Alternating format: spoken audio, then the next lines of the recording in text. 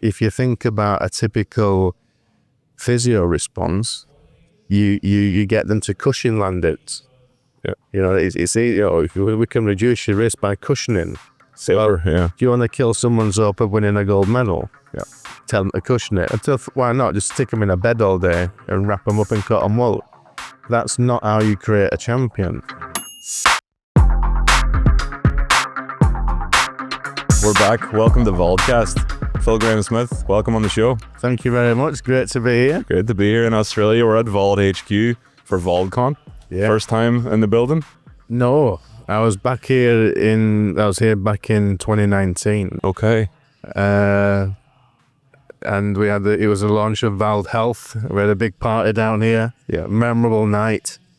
But wow, what a building it's transitioned into now. For sure. Every single year, the growth year on year is crazy. Yeah, it's mental. You know, it's such a privilege to be here, and just seeing how ForceDecks have grown into this global phenomenon. You know, it's really quite touching to see, you know, from where it all started back in 2012 with Dan Cohen and myself, and to look where it's gone now, and to hear where it is just, it's mightily impressive, and I'm just astonished. Yeah, it's amazing. It's great to have you here. It's great to have Dan here as well. We're going to try and get him on the show. I was thinking if we put both of you together, we may not have our 1 hour time cap. We'll be talking all day. At least 2 hours, I think. Yeah, 100%. So we can jump into things. This will be a pretty informal conversation. The first thing that it's almost a shameless plug. I do want to give kudos to you and the VALD team. We collaborated on the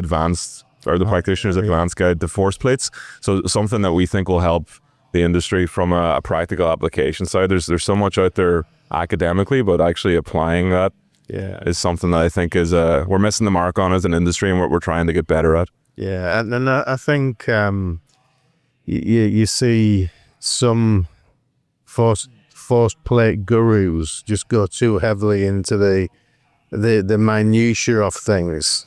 And it's not really that useful. So, you know, the user guys and particularly the advanced one now is just taking things another step further, of taking practitioners on a journey to really become excellent in this area and get the most out of the force plates. For sure. ForceDecks. ForceDecks, of course. So you alluded to gurus and everything that's going on. I won't plug you on that too much. But the first question I want to open with is, Phil Smith, what is validity and what is reliability? Oh boy. Topical term, but... So let me take you back a few years. I've been using force plates for most of my adult life. Since I was at university at Liverpool Polytechnic, as it was then, John Moores now, we had some Kistler force plates. So from the age of like 18, 19, I've been exposed to them. And Kistler for me were the thing, you know, very, very expensive triaxial plates. And that would have been my reference. And, you know, you go down the line and you get involved in testing athletes and you think, well, you don't really need triaxial plates. It's maybe most 90% tests can be done just vertical axis only. And that's why we ended up eventually using a single axis plate. Then, you know, you're now getting into the realms of we're trying to sell, this is early days, you know, 2013, 14, trying to sell, and people are like, are they valid? What do you mean, are they valid? Well, how do they compare to Kistlers or Amty or Bertex, you know, the well-established companies? And I says, well, do you know what validity means? You know, validity is, are they measuring the quantity that they're designed to measure? These are force sensors measuring force. They're not IMUs measuring force. They're force sensors. So yes, they're valid. What you're asking, are they precise or not? You know, that's a completely different question. How do they compare to Kistlers and Amty and Bertex? And you know, surprisingly, when I was at Aspire, I mean, I was talking about privileged. I had my hands on 30 plus Kistler force plates embedded in the track in a world-class facility. The dream. And I can say that I'd never had that many before. I had a single one when I was at Salford Uni, and you just take it. It's calibrated, and it's very rare you stick 120 kilos on it to check it. But having multiple plates aligned next to each other, there is a lot of variance. And when you look at Kistler guidelines, and I'm not just picking on Kistler, I'm just saying for most force plate companies, you're looking at a 2% tolerance that they quote. So in 100 kilos, that's 98. And hang on a minute, maybe there is some more error in it, and I give it credit for, Yeah.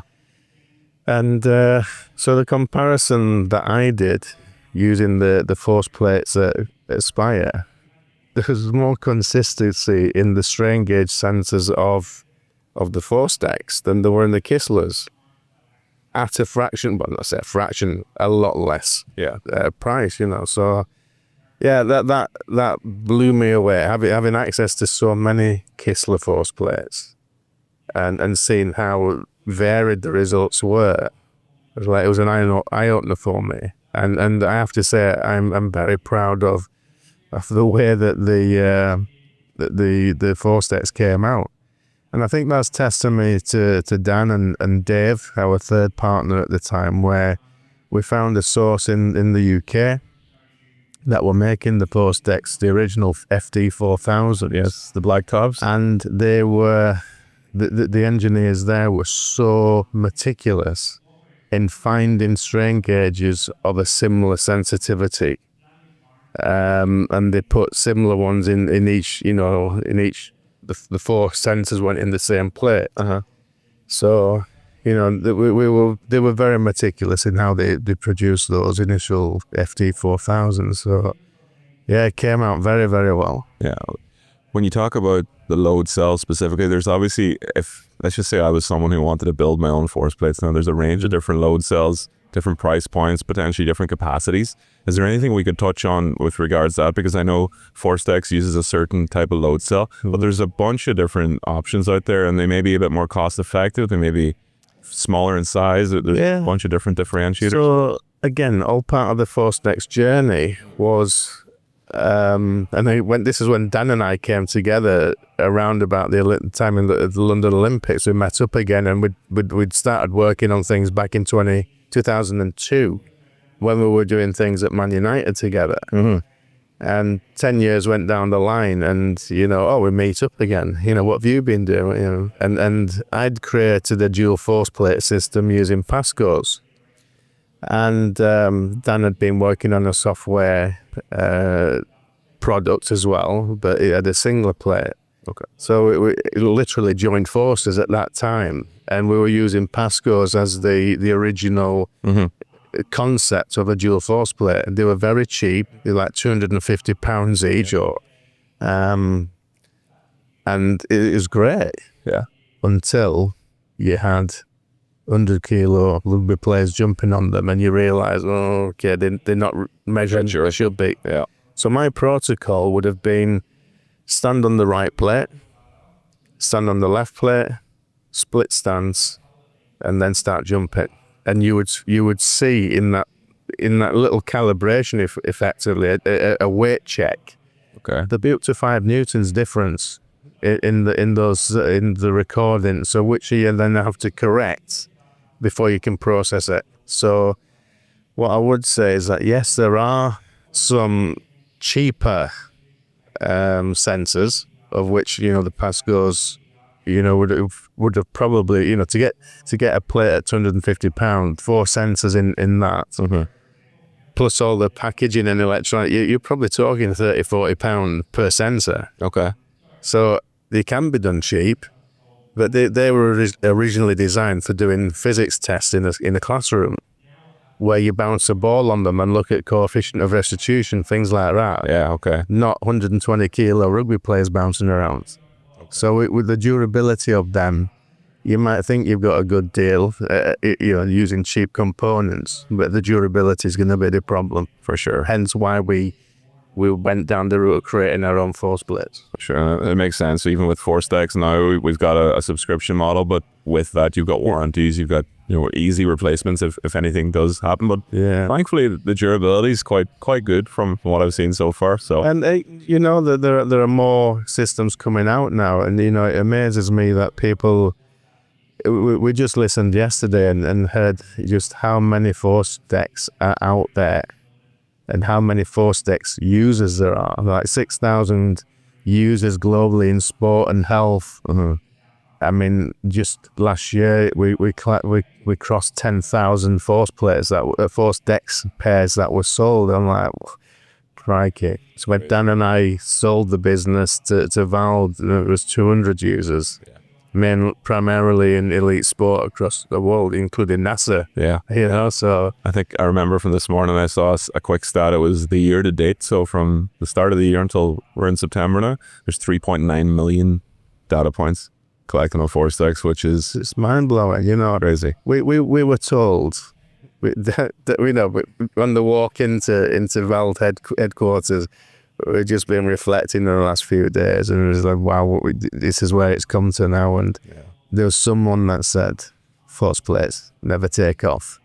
It's like, wow. Yeah, who's laughing now? But it amazes me why these new companies feel that they're going to get any traction, because, they might get a few sales here and there, but I mean, and I don't want to sound conceited or arrogant because the ForceDecks is no longer mine. And I'm just very proud of where it's gone to. But I can't see how users are going to get the experience that they would with ForceDecks, with new companies that are selling, systems for £2,000. I would have to seriously question the components of that. For sure. Yeah, I agree with that. Cool. Right. Well, moving past that before we keep talking about how great ForceDecks are. Not forever. What I want to talk about is test selection and what matters most with test selection. So we've had back and forth about needs analysis popped up as a key term, but when you're working with an athlete, when you're working with potentially a patient or anyone, how do you go about understanding, okay, I have to solve this problem so I can choose this test, that test, or whatever test is available? Well, I mean, I go back to my upbringing at Liverpool John Moores University, and how I started out in my career in the early days of sports science input into sport. And I was working with UK athletics and the long and triple jump squads. That was what my PhD was in. And one of the first things I had to do was understand what long and triple jump was. I'm a big guy. I was back then. Certainly been over 100 kilos most of my life, but, play water polo, football, but never ever done a longer triple jump. I'd done one at school, and got 3 meters, but these guys, I had to really get into their life, understand what it takes to be an elite jumper. And I was very fortunate to be working with the likes of Jonathan Edwards, Asher Hansen, Denise Lewis, all the top ones in the UK throughout a 20-year period, actually. But when you're looking at working with a sport, my first go-to is you've got to fully understand the demands of that sport, the physical, the technical, and that's basically your biomechanics and your S&C. And then you're looking at all the other peripheral things like the nutrition. What are their work rest Ratios.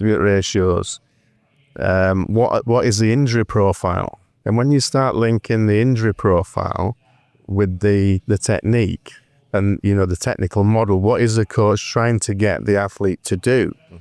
To plant the leg in front of the body, to pull it back, you think, okay, that'll be why there might be some hamstring injuries.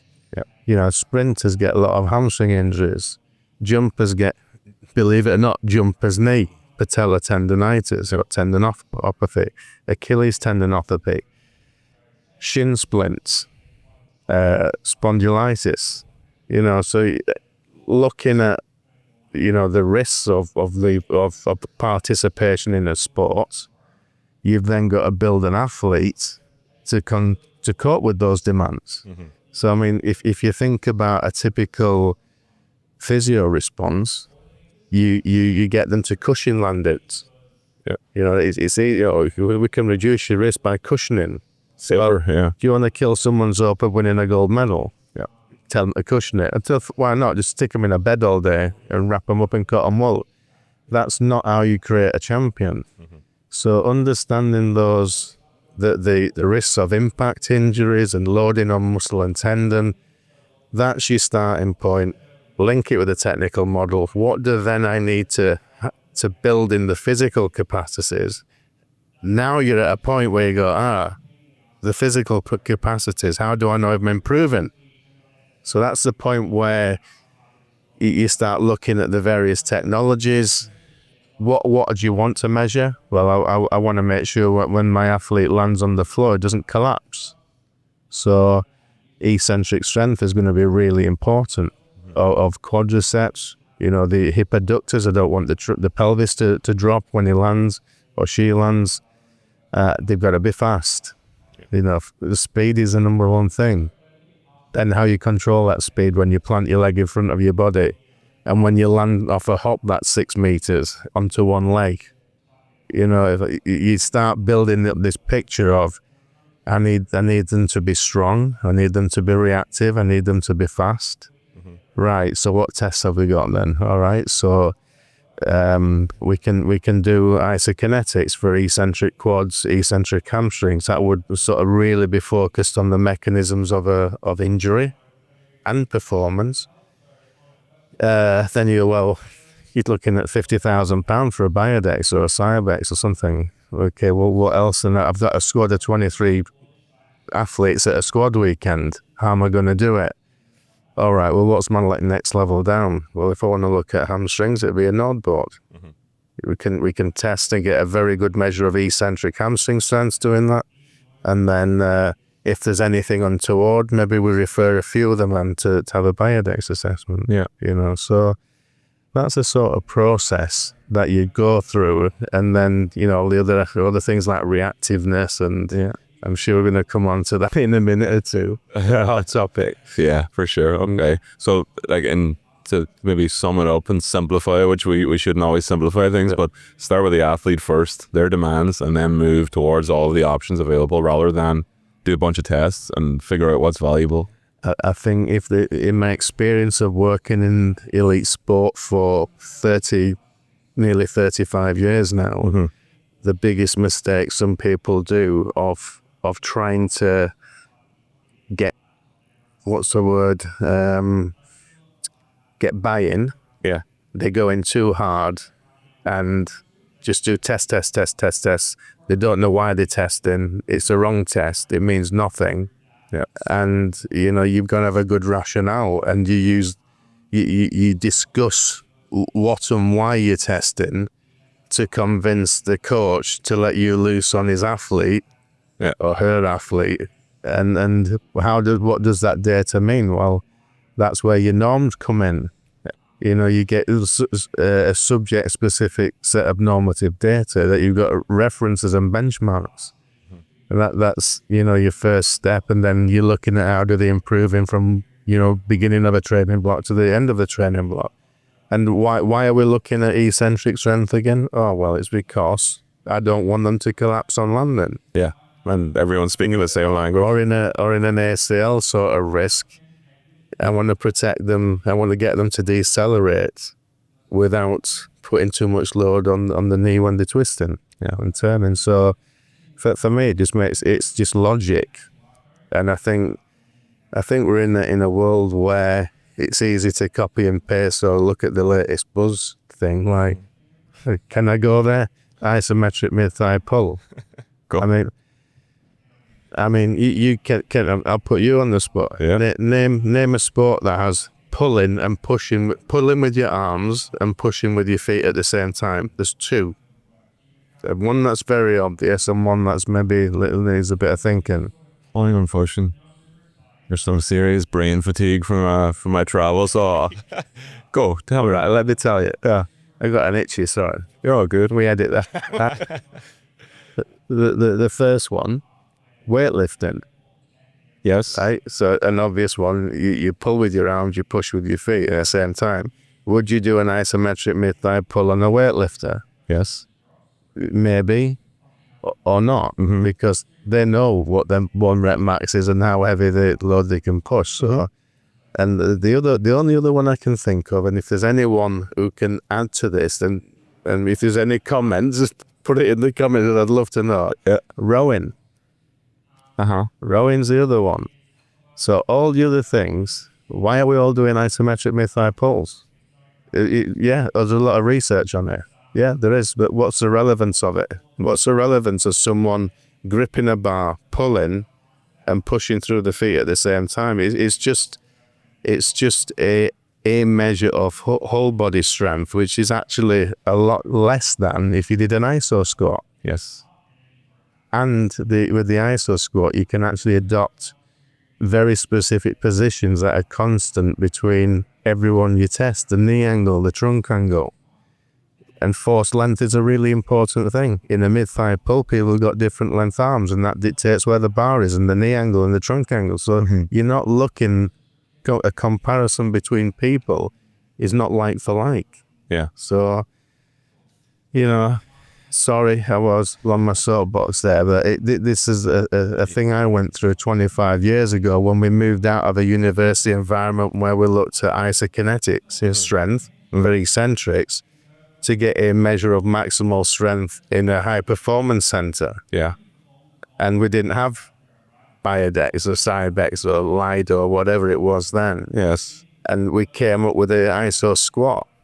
I'd be of the same opinion, maybe in the same camp as well, that when you do an IMTP, it's great with a weightlifter because they've adopted that position for their whole career. Yeah. If you get a group of amateur to even semi-professional soccer players and they're not a fan of lifting weights, an iso squat is going to give you more of a truer maximal voluntary contraction than you'll get it with an IMTP. So in some case you're looking at 1,000 newtons more. Yeah, 100%. With trained athletes. So yeah, it's okay. Interesting. Right, so take a breath and calm down. I had that on my list, so you jumped the gun. It's all good. The next piece, we spoke about tests, metrics. There's hundreds of metrics if you look at a CMJ and ForceDecks, and it's for a practitioner who's new to this, it is a bit overwhelming to understand, okay, do I need to use all of them? Do I need to use 10 of them, 5 of them, 2 of them? But I wanted to pick your brain on, there's a lot of metrics that there's a strong correlation between the metrics, RSI mod, flight time, contraction time being an example of that. How do you pick what metrics are worth looking at? Right, I've got an itch here. I don't know what's going on here. If anyone's not watching this, there's a bit of a smirk on Phil's face when I said RSI mod. So go for it. So, right. First and foremost, I separate them out in what are you asking the subject or the patient, player, athlete, what are you asking them to do? Is it jump as high as you can, high and as fast as you can, spend as little time on the ground in a rebound jump, pull hard and fast, pull hard, what is your instruction? And that will dictate what I'd class as your performance outcome metric. Okay.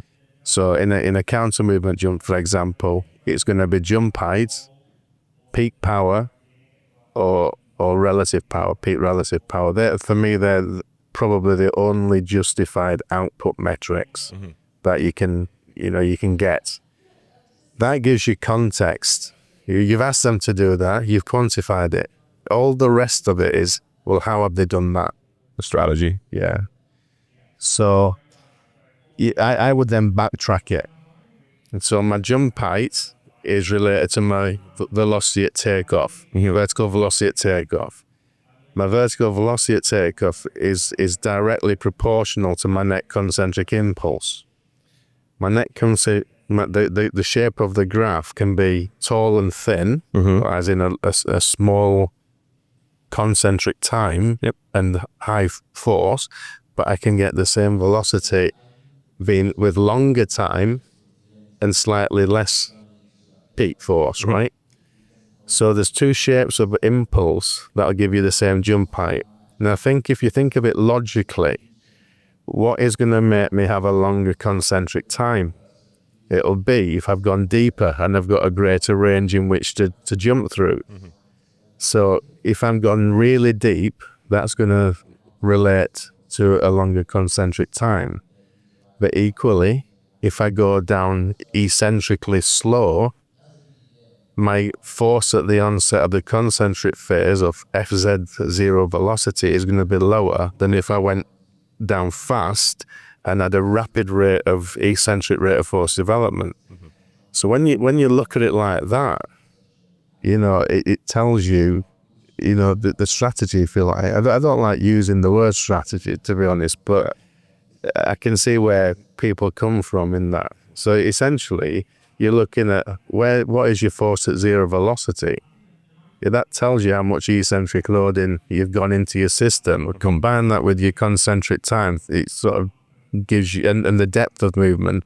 They're three things that just tell you how it was performed. So the three were eccentric peak velocity, counter movement depth, and what was the third one? Force at zero velocity, concentric time, eccentric peak velocity, and maybe eccentric RFD. Okay. Yeah. But that dictates essentially your eccentric deceleration impulse is another indicator of your eccentric loading, and then your net concentric impulse is your output. So that is a nice sort of segue to talk about RSI. Yes. And RSI mod. Now, so RSI, your reactive strength index, Modified. and modified, right? So the beauty of the RSI is that a value of 3 tells you that my flight time is 3 times the value of my contact time. And it was originally developed to talk about drop jumps. So flight time over contact time in a drop jump, RSI up 3, you spent 3 times more longer in the air than you did on the ground generating the impulse. Beautiful, very simple. It's an index. There's no units. Move on 20 odd years now, and we've got thousands and thousands of force plate users around the world doing jump height testing, and the whole premise of RSI was to look at stretch shortening cycle. Your output is your concentric phase, and your input's your eccentric phase. So we've got a system now that will look at quantifying these phases very specifically. We can separate the CMJ into an eccentric phase and a concentric phase. So let's look at that. Yeah. And I'll give you, I'm going to be talking about it this week, right? Okay, looking forward to this. And we've talked about it a number of times over the last year or so. Before I go into the one that you think I'm going to say, let me talk about, the little Super Balls, the very rubbery ball. Yep. Right, you drop it, it pings back up, right? It's to a similar height to what you dropped. A football, if you dropped a football from a meter, how high would it jump up? How high would it bounce up, do you think? Not back to the meter. No. Less than that. But it'd be like 60 centimeters. So what you've got is what they call the coefficient of restitution, which is an indicator of the velocity that it comes out with relative to the velocity it went in. So that is, it's a measure of elasticity. Yeah. And it just struck me, wow, man. Well, we've got eccentric peak velocity as your input, and your output's your peak, or your peak concentric velocity, or even your velocity of takeoff. So what is that ratio of output to input? Peak concentric velocity relative to your peak eccentric velocity is your coefficient of restitution. That is a measure of elasticity. If you want to look more around the force element of it, let's look at either your peak positive concentric impulse or your net concentric impulse relative to your eccentric deceleration. That is looking at the loading aspect of it in a lot more detail and very specific to the phases of movement. It's like for like, because So for the listeners as well, the decel impulse is above body weight, and the net concentric is also above body weight. It's not below that. So it's actually, apart from in the net one, as you've got the little bit just prior to takeoff. But it's marginal. So, but again, it's taking it back to a dimensionless unit. You know, your input and your outputs are the same unit. Newton seconds for impulse or velocity over velocity. So you're getting back to something that makes sense again. So we're getting tight on time, so I'm going to go for my final point here.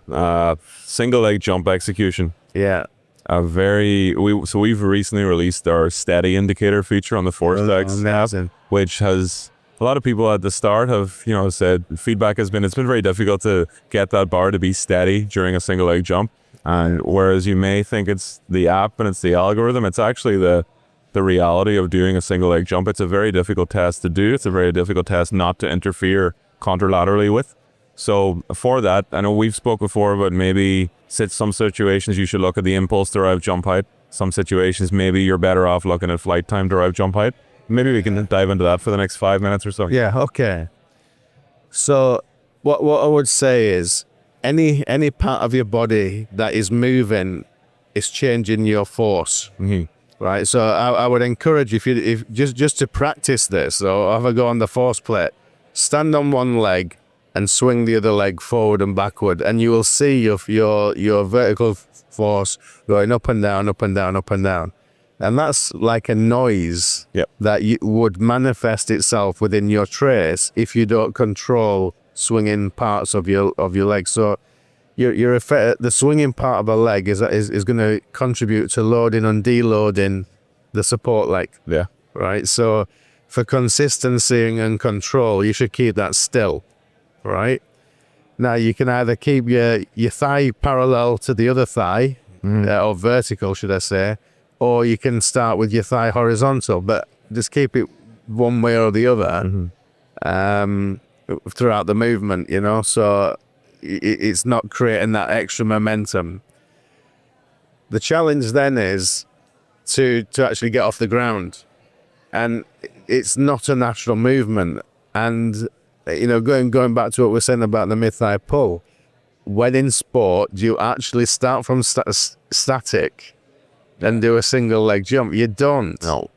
I can't think of anything unless you are a Paralympic athlete, with one, that is probably quite obvious, isn't it? But for able-bodied people with no issues, then it never happens. Yeah.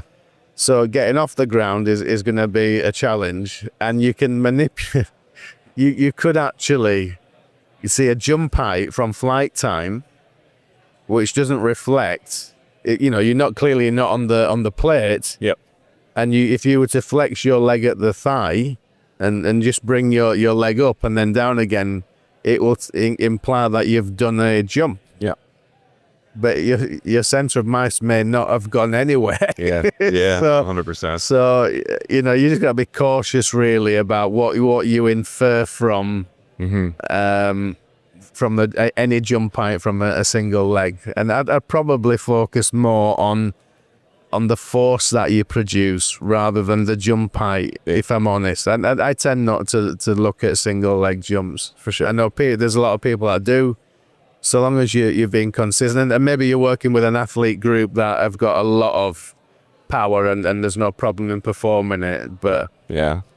For sure. I think that the biggest thing just to stress is if you're going to do it, make sure the athlete can at the very least balance on one leg. Oh, yeah. There's so much movement that goes on there. And if you are in a position where you can't do that, maybe there is some coaching, maybe there is introducing it as a warm-up exercise or something for a couple of weeks beforehand. Yeah. It's a common thing. I think the introduction of the steady indicator on the ForceDecks app will open a lot of people's eyes to just how hard that test is. So that's great.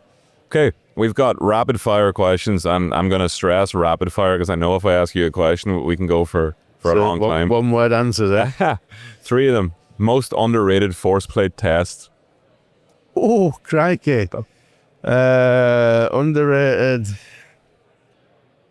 I'll tell you a metric. Okay. I'll tell you a metric. standing asymmetry. Yeah, so just stand on the force plates, centrally equidistant from either side. Just stand still and just measure the asymmetry between left and right legs. Yeah. I think that will give you an indication of maybe a leg length discrepancy or something. And I think now I think more about it. I think that is probably the most. I don't think we even quantify it, but standing leg asymmetry can probably tell you a lot more than you think. For sure. Interesting. Okay, good. That was rapid. That was rapid. We'll bring it on to the inverse of that. What's one metric that's overhyped? And I think I know the answer, but Well, you can say it out loud. RSI mod every day of the week. Well, every day of the week. And then the final one is, do you have a moment or a memory from ForceDecks from the early days or up until now? Like a really good story, a really good success with an athlete from applying objective measurement? We had a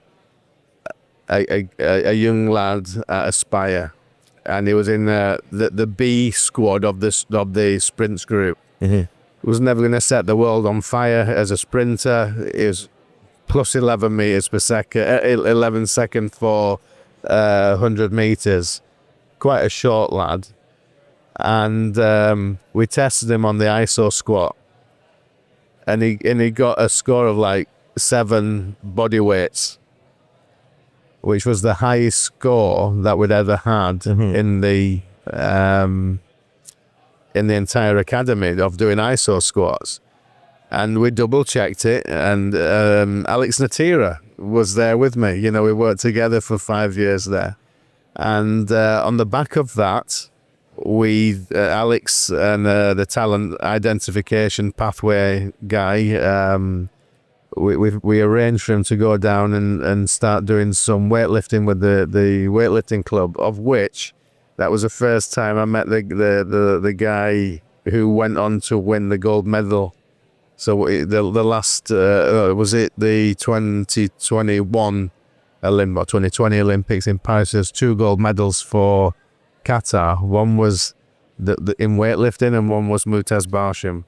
And he went to train with them for a while and took up weightlifting for a short period, and then then quit. But it was using a talent transfer sort of way. Yeah. That one metric of peak relative force in an ISO squat just said, this kid has got qualities that he's not able to use in sprinting, but it may help him to become a better lifter. And it's a quality you wouldn't have quantified without force plates. Yeah. That's amazing. That's great. Awesome. Phil, if people want to reach out and contact you, if you've said anything that hurt their feelings, or if you've got any questions. I do that every day of the week. Where do they get you? Do you have socials or email? Yeah, I'm on the old X. I think it's. Quite honestly, I don't know what my name is. It Philip Graham Smith without the H or some 2 or something. Yeah. I'm on LinkedIn. Yeah, I do a lot of the business related stuff on LinkedIn. I do the Facebook for a little bit of doom scrolling now and again, but. I'm currently at Manchester Metropolitan University as a reader in Biomechanics and Innovation, so you find me on the university website there as well, and you can always contact me through VALD. Perfect. Well, Phil, thank you for coming on the show. It's been for having me. Looking forward to a good week as well. I think you present on Friday, so on Friday, I'm looking forward to that. I'll be bringing the coffee for that one, and it'll be good. And to all of our listeners, thank you again for the support. Don't forget to like, share VALDCast wherever you get your podcasts, on Spotify, Apple, YouTube. We'll see you very soon.